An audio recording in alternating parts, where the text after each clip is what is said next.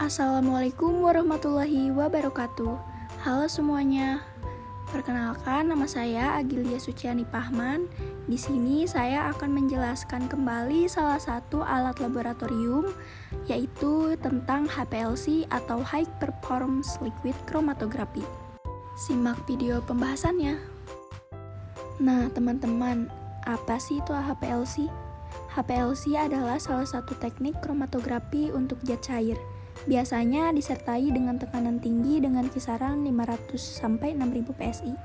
Hal ini bertujuan untuk memisahkan molekul. Di dalam HPLC terdapat dua fase, yaitu fase gerak dan fase diam. Fase gerak dalam HPLC adalah untuk membawa sampel ke dalam kolom, sedangkan fase diamnya yaitu fase tetap di dalam kolom berupa partikel-partikel dengan pori yang kecil dan memiliki area surface tinggi. Adapun prinsip kerja dari alat HPLC adalah sebagai berikut.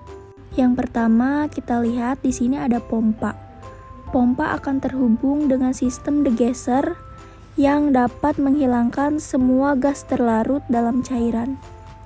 Lalu terdapat injektor sampel yang akan dihubungkan dengan katup dan diputar yang memungkinkan injeksi sampel di bawah tekanan tinggi. Kemudian sampel beserta fase gerak dilewatkan melalui kolom. Dari kolom ini menuju ke sistem detektor dan sampel yang terdeteksi akan dipisahkan benar-benar dan data akan ditampilkan dalam lampiran perangkat lunak komputer dan sisa cairan akan dikumpulkan dalam botol limbah. Selanjutnya kita masuk ke dalam bagian kalibrasi dari alat HPLC. Yang pertama, persiapkan standar kalibrasi.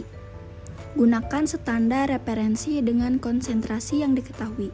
Lalu yang kedua, injeksikan standar. Injeksikan larutan standar ke dalam sistem HPLC. Yang ketiga, rekam respons detektor. Catat respons detektor seperti absorbansi pada UV detektor untuk setiap injeksi standar. Lalu buat kurva kalibrasi. Gunakan data respon detektor untuk membuat kurva kalibrasi. Selanjutnya ada optimalkan kondisi HPLC. Pastikan bahwa kondisi operasional HPLC seperti aliran, suhu kolom, dan pH diatur sesuai dengan metode analisis. Selanjutnya, verifikasi kembali kalibrasi. Lakukan verifikasi ulang dengan menginjeksikan standar kalibrasi lagi setelah beberapa waktu atau setiap kali kondisi HPLC berubah. Lalu catat dan dokumentasikan. Catat semua parameter kalibrasi termasuk tanggal, waktu, dan hasil. Dokumentasikan setiap perubahan kondisi atau peralatan. Yang terakhir, uji kontrol kualitas.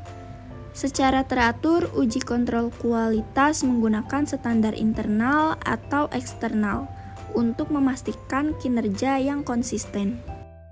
Selanjutnya, troubleshooting dari alat HPLC. Pertama, pemeriksaan kolom. Periksa kolom HPLC untuk memastikan tidak ada penyumbatan dan kerusakan fisik. Yang kedua, pemeriksaan detektor. Periksa detektor untuk memastikan pengaturan dan kondisi detektor yang benar. Lalu, solvent dan gradien elusi. Pastikan solvent dan gradien elusi sesuai dengan metode analisis. Lalu, injection issue. Periksa sistem injeksi untuk memastikan tidak ada kebocoran atau masalah pada loop injeksi. Selanjutnya, pemeriksaan pompa. Pastikan tekanan pompa sesuai dan konsisten. Lalu, pengecekan detektor UV. Periksa lampu UV dan ganti jika perlu. Dan yang terakhir, pemeriksaan tegangan. Periksalah tegangan dan sumber daya listrik instrumen. Pastikan semua koneksi kabel dan konektor dalam kondisi baik. Selanjutnya, pembahasan dari elusi, eluent, dan eluet. Apa sih itu elusi, eluent, dan eluet? Pertama, elusi. Elusi merupakan proses pemisahan senyawa-senyawa dalam sampel menggunakan fase gerak atau mobile phase yang mengalir melalui kolom. Selanjutnya, eluent. Eluent ini memungkinkan pemisahan komponen-komponen dalam sampel berdasarkan perbedaan interaksi mereka dengan fase diam pada kolom. Dan yang terakhir ada eluet. Eluet adalah senyawa yang keluar dari kolom atau hasil dari elusi. Waktu retensi dalam alat HPLC. Waktu retensi dalam HPLC merujuk pada waktu yang diperlukan oleh suatu komponen dalam sampel untuk melewati kolom pemisahan dan mencapai detektor. Waktu retensi yang tinggi mengindikasikan bahwa suatu senyawa memerlukan waktu yang lebih lama untuk melewati kolom kromatografi dan muncul dari detektor. Sedangkan waktu retensi rendah menunjukkan bahwa suatu komponen dalam sampel melewati kolom pemisahan dengan cepat dan mencapai detektor dalam waktu singkat setelah disuntikan. Bagian-bagian dari alat HPLC. Yang pertama ada solvent reservoir. Yang kedua ada pump. Lalu ada sampel injektor dan kolom.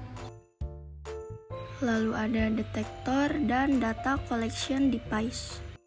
Adapun kelebihan dan kekurangan dari HPLC. Kelebihan dari HPLC melibatkan pemisahan, analisis, dan deteksi senyawa dalam larutan cair dengan tingkat sensitivitas dan presisi tinggi. Sedangkan kekurangan dari HPLC yaitu melibatkan biaya peralatan yang tinggi, pemeliharaan rumit, dan konsumsi pelarut yang cukup besar.